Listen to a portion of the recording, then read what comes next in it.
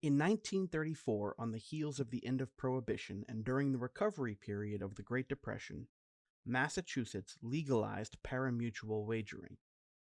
This meant that developers were now allowed to apply for a license to construct a racetrack with the newly formed Massachusetts State Racing Commission. The Eastern Racing Association did just that and secured land in East Boston to begin building their track. The grandstand, which was the first in the country to be built out of concrete, was constructed to hold just over 16,000 people. This would make it the largest in the country. Considering the monstrosity of the building and the large undertaking of developing a brand new racetrack from scratch, the biggest surprise is that the project was completed in just 62 days.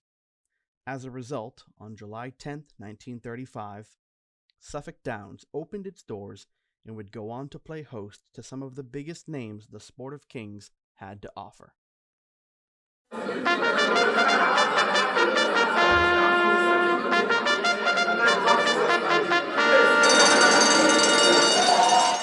On opening day, the crowd swelled to over 35,000 fans. As horse racing was becoming more popular, high attendance is a trend that would continue with a record-setting 52,000 people in attendance for the final day of that first meet. It was in these early years that Suffolk had its first of several encounters with one of the greatest horses of all time.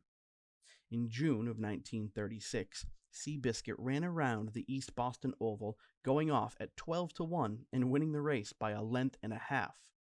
This was where his future trainer, Tom Smith, first noticed him and would go on to help him become the racing icon he is today. Just one short year later, Seabiscuit would go on to win the 1937 Massachusetts Handicap, also known as the Mass Cap. Although he only won by a length, this time he went off at even money. The following year, Seabiscuit was set to defend his title against the 1937 Triple Crown winner, War Admiral. The anticipated matchup brought over 60,000 onlookers into Suffolk Downs in hopes of watching the two powerhouses go at it. However, minutes before the race went off, Seabiscuit was scratched due to an injury and would not race. War Admiral would finish fourth, the only time in his career that he would finish outside of the money. This would then set up the match race between Seabiscuit and War Admiral at Pimlico Downs as depicted in the movie Seabiscuit. It's horse against horse, both of them driving. Seabiscuit leads by a length. Now Seabiscuit by a length and a half. Wolf has put away his whip. Seabiscuit by 3. Seabiscuit by 3. Seabiscuit is the winner by 4 lengths. And you never saw such a wild crowd. Seabiscuit the winner by 4 lengths. Over the next few decades, Suffolk Downs would become a staple in the Boston sports scene. A city that is known for its strong support of its local pro sports teams, Suffolk Downs earned its place among the top sports venues in the area. In 1945, the track would post its highest attendance average at 18,388. In 1946, the track would set its highest daily average handle of $1.1 million. In 1959, Suffolk began to run harness racing under the lights in the evening. At the time, they were the only 1-mile harness track to run under the lights. They would continue to run harness races until 1970.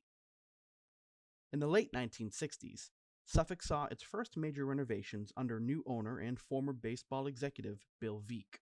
Veeck knew that in order to be successful at Suffolk Downs, he was going to have to find ways to bring in new revenue. In his book, 30 Tons a Day, Veeck would say one way to increase the box office receipts is by increasing the attendance, which was just fine. My thinking has always been directed towards people, not dollars anyways. My daddy taught me a wonderful lesson, very important lesson.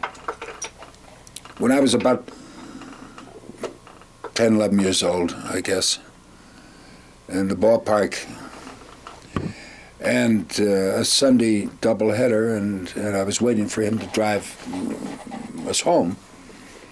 And he said, "Come in, I want to show you something." And I went in, and here the ticket sellers were checked in, and here was the fellows from the National Boulevard Bank, and we're counting, putting the money in the Brinks boxes, and there was all this money, more money than I'd ever seen at one time. And they said, "Look at that." And I said, "Yeah, it's a lot of money." And he said, "Well, what does that mean?" And I knew he had something in mind, and I tried desperately to think of what was the right answer, but couldn't, because I never wanted to disappoint him. And he said, "Well, I'll tell you." He said, "You can't tell who put that money in the box office, can you? You can't tell whose money that was." And he said, "That's important." He said, "That's something you want to remember. It all looks the same."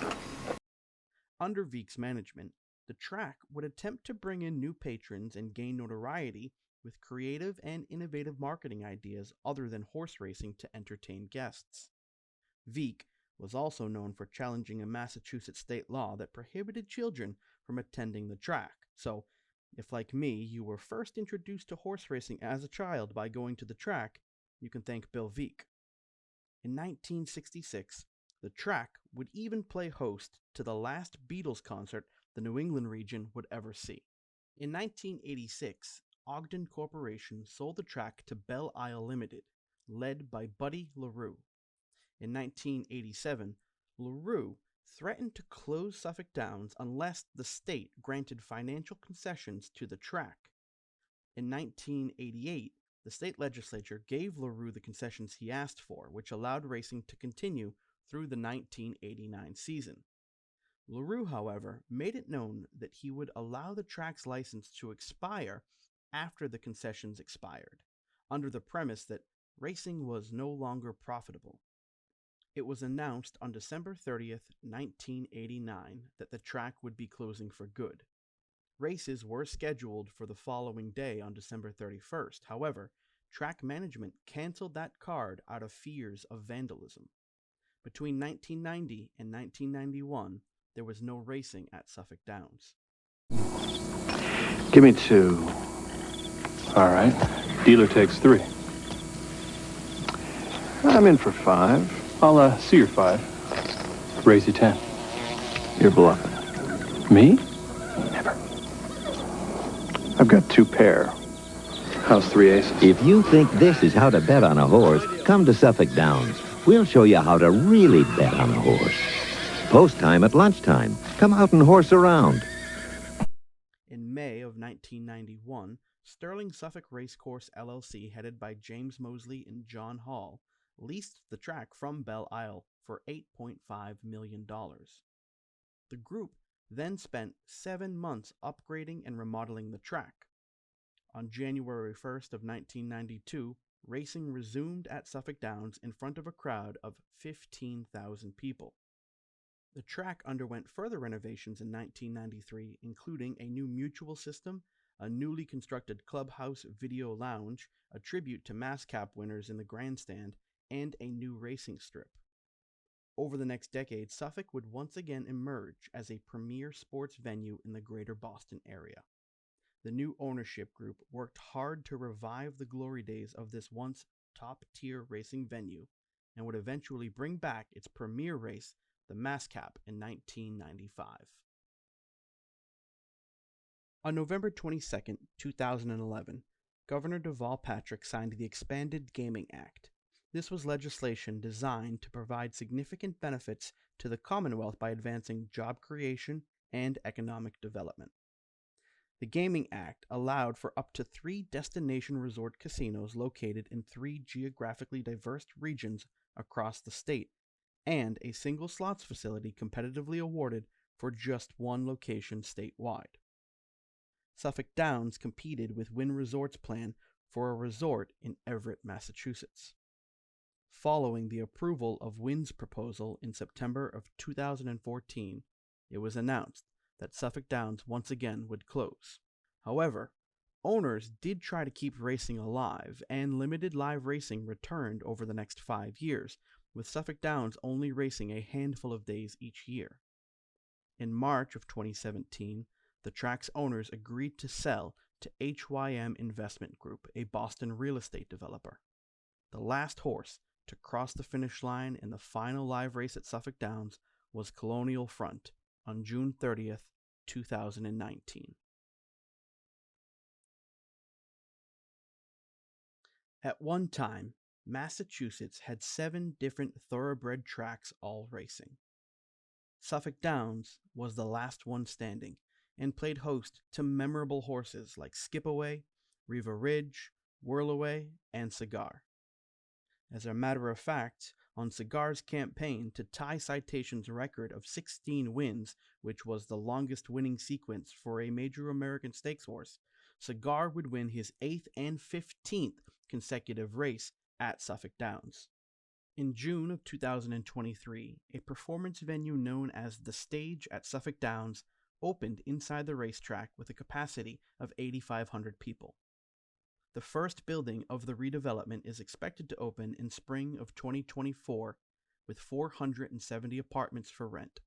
The overall development plans up to 15,000 residents, retail, restaurants, and 40 acres of open space. Since its closure, horsemen from Massachusetts have been very active in trying to build a new track with at least 5 different proposals over the last few years. So far, they have come up short, but they seem to remain determined on trying to revive the glory days of the East Boston Oval.